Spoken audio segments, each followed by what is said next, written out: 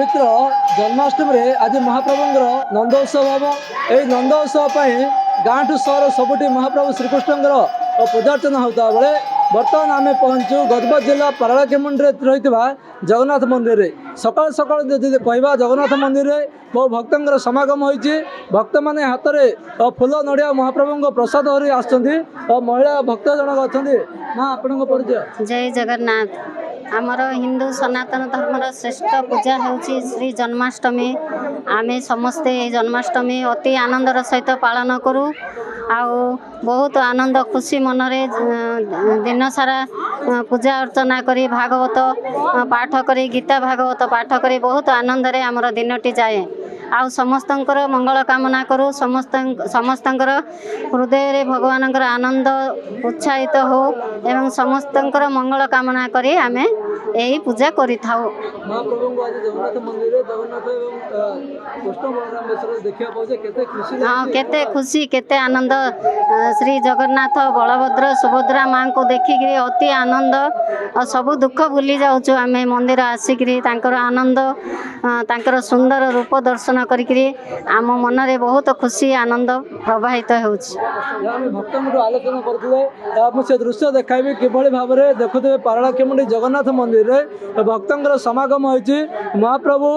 विश्व नियंता महाप्रभु जगन्नाथ आज कृष्ण बेश दर्शन दौरान कृष्ण बलराम अपूर्व बेश देखापी कुनी भक्त अच्छा झील तुम ना कौन मो ना रश्मिता विश्वाल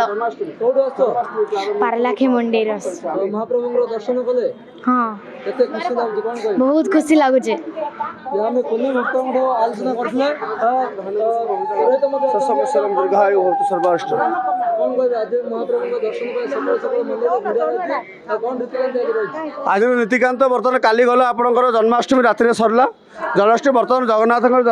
आम श्रीकृष्ण भेष होती पारंपरिक रीतिमते महाप्रभुଙ୍କର श्रीकृष्ण भेष जैक आज नंद उत्सव श्रीकृष्ण महाप्रभुଙ୍କର श्रीकृष्ण भेष होती सकाल बर्तमान राति 4 भक्तर समावेश रही भिड़ रही बर्तमान चली तो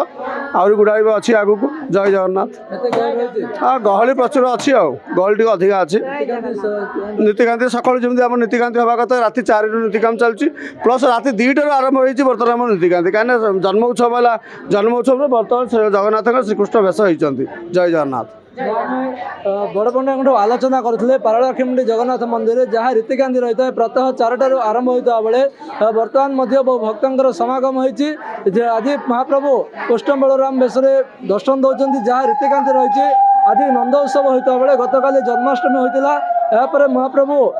रत्नवेदी भक्त को कृष्ण और बलराम बेश दर्शन दौरान बहु भक्तर समागम होता पारलाखेमुंडी जगन्नाथ मंदिर आज देखा मिलूँ। गजपति हेमंत प्रधान खबर ओडिशा।